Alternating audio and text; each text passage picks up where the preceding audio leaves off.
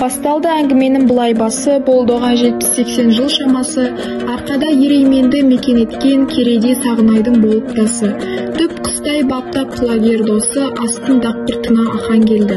Мінгізіп бәйге бала жайтаңдатып, ауылына ас бергеннің тақау келді.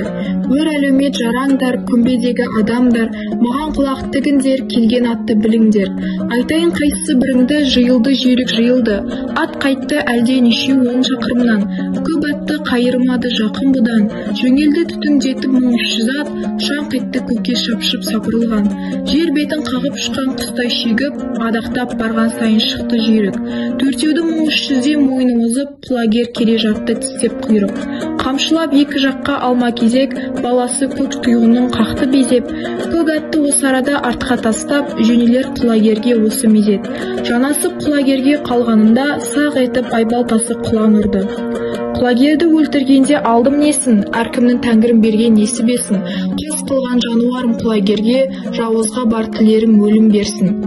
Жолдар ақан серінің ғана тілегі емес, қара ниет жауға деген бүкіл халық қарасы деп айтсақ та болады.